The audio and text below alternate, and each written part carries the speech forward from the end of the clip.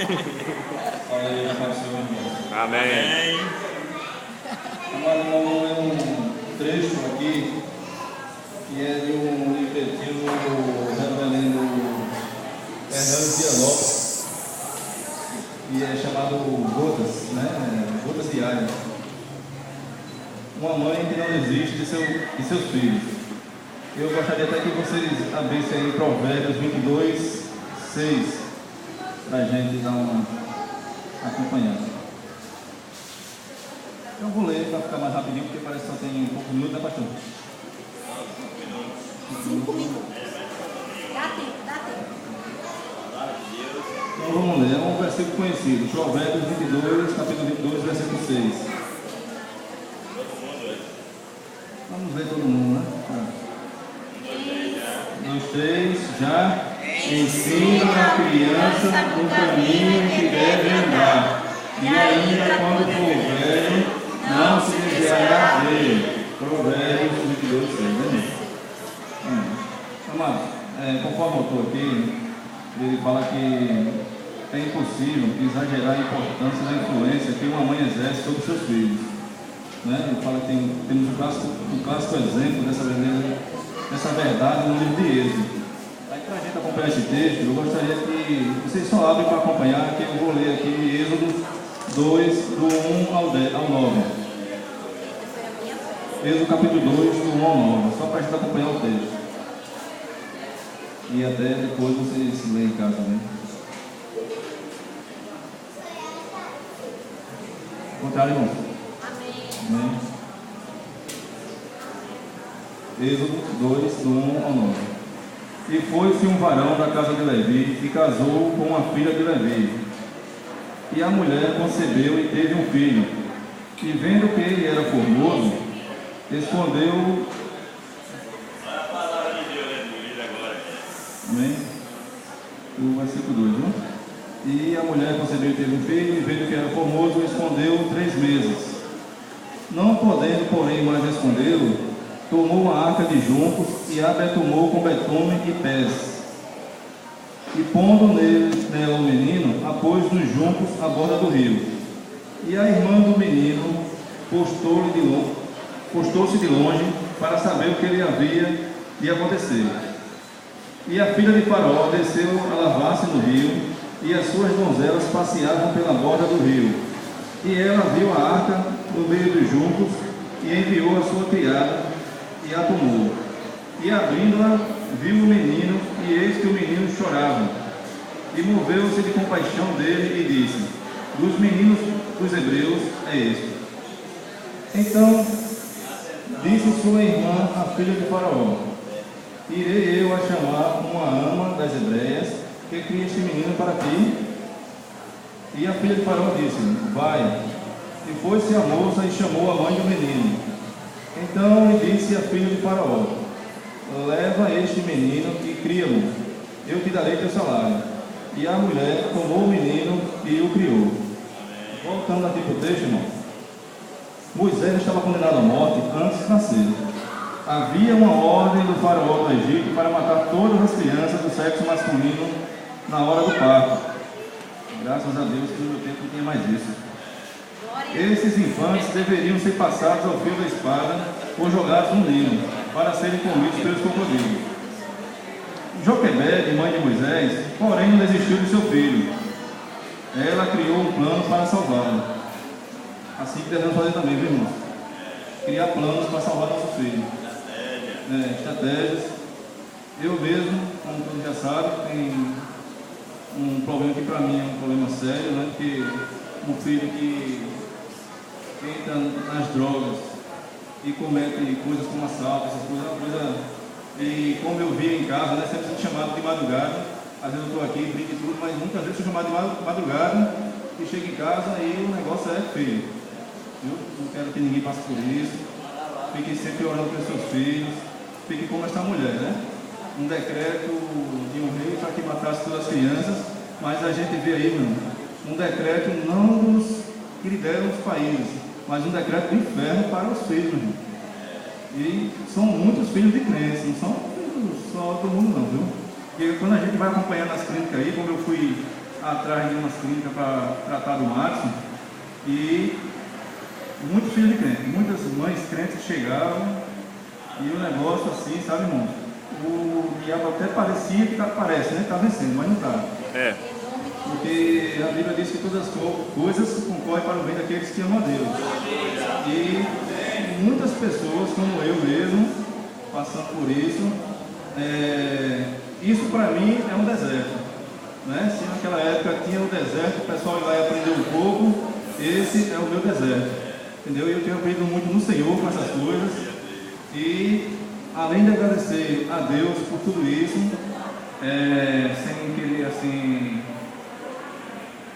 passar mãe, mas eu agradeço muito ao pastor e à família dele, porque o apoio assim, irmão, do pastor foi fundamental. Porque teve situações em casa que eu tive que me agarrar com meu filho em casa, na frente dos meus pais.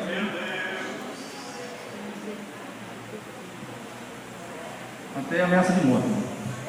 O negócio é sério. E já até assim, tinha desistido dele. Mas o pastor, como um pai que me acolheu como seu filho, ele foi uma coluna nessa situação e ainda está sendo. E também agradeço a igreja, porque eu acredito que ele levantou a igreja orou, ele mesmo falava que a igreja orava, tinha vigílias aqui, a igreja orava, e em cada caderno que é colocado o nome, em cada oração que é feita, aquele nome que é citado, meu irmão, eu sei que a oração do justo não vai voltar vazia, de jeito nenhum, a palavra do justo. E eu agradeço a Deus, eu tenho tido muita experiência com Deus, e Deus tem mostrado muitas coisas assim que muitas ilusões do mundo, até em relação à igreja, até em relação ao evangelho mesmo. Se não tivesse acontecido essas coisas, eu não teria, assim, estaria ainda no mesmo, talvez na mesma situação, entendeu, irmão? Mas Deus, graças a Deus, eu agradeço muito, pastor, por o senhor e sua família que tem ajudado, o irmão Petrúcia sempre, né, dando uma palavra, entendeu? E voltando para o texto das mães, meus amados,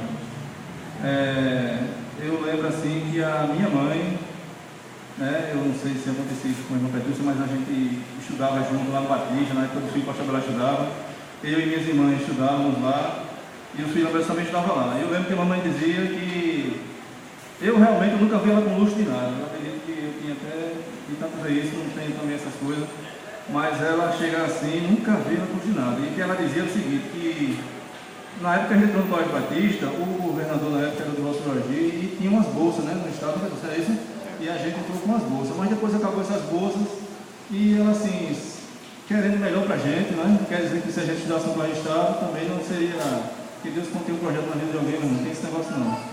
Mas eu estou falando pelo esforço da mãe, né? Pelo zelo pelos filhos.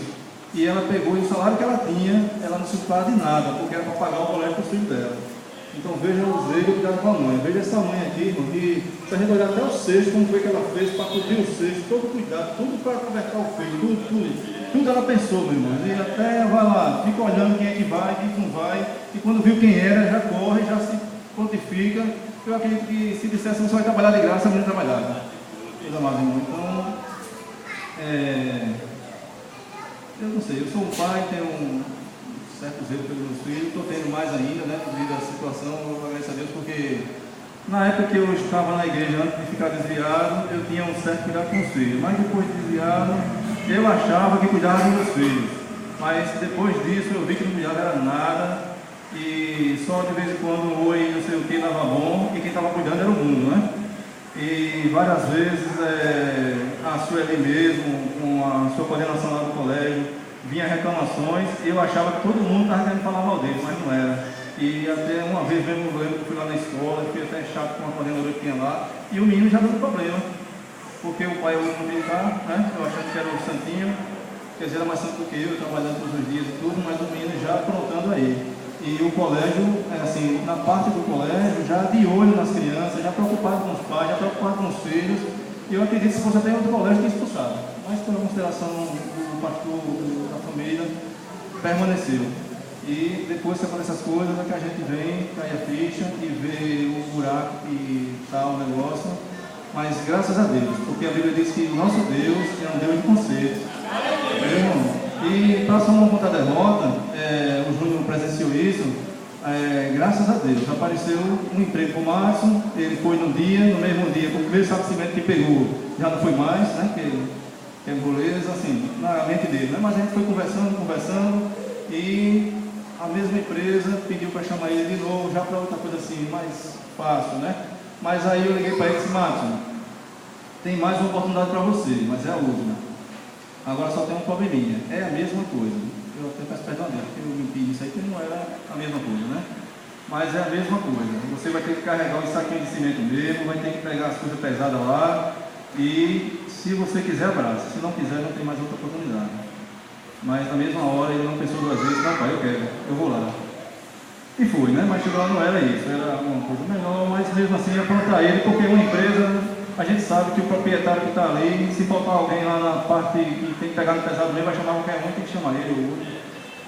Mas graças a Deus, está lá, o pessoal está gostando dele também. Aí eu peço à igreja, meu irmão, nas suas orações, porque assim, vício de droga, olha, eu fiz 2 cursos por causa disso na área de drogas, e não foi cursos pequenos, foi cursos assim, tipo especialização, não é especialização porque é 120 horas, mas o alastramento está grande, tanto é que o governo federal está entrando pesado, porque os estados que recebem as velas não fazem a parte dele, mas tem muitas velas. Mas assim, é um vício que a gente, mesmo estando assim, ele está indo na igreja da minha mãe também, é uma Vitória, ele procurou o pastor dela várias vezes, assim, e na última vez pediu o pastor para ficar aí na igreja, está indo, mas é um vício que a gente não sabe daqui a 1 minuto, daqui a 1 hora. A única coisa que a gente sabe é que a nossa oração tem muita força, né? Tem muito poder. Certo, irmão? Eu vou ficar por aqui, peço ainda que a igreja continue orando. E só tenho a agradecer minha mãe, as mães aqui, porque eu aqui lembro de tantas mães que eu sempre falo da Dona Júlia que não está aqui. Né? Vários filhos, né? Mas 3 filhos, seus filhos, tudo aí, tudo trabalhando, graças a Deus, muito trabalhador. Graças a Deus, eu agradeço a Deus pelas mães dessa igreja. E a minha oração é para que as mães que ainda não têm seus filhos aqui na igreja, que crendo em Deus, porque a Bíblia diz: não orar crendo, né? Que eu creio na palavra de Deus e eu sei. E mesmo que a gente não veja eles aqui, nós vamos ver eles em outras igrejas e vamos dar a paz do Senhor Jesus a eles, porque são bênçãos de Deus, são promessas, foram preparados aqui, participaram da escola bíblica e ainda estão na promessa. Né? E se continuarmos orando também com Abraão, que Abraão não parou de orar, né? Abraão continuou orando lá por Ló, e Deus foi e fez a obra. Imagine, se a gente pegar aquela palavra, passagem de Abraão, conversando com Deus, a gente pode pensar só naqueles versículos ali, mas eu imagino o tempo que Abraão estava com Deus ali lutando para que tirasse o daquela situação, e tirou. Eu agradeço a Deus. Em nome de Jesus. Amém.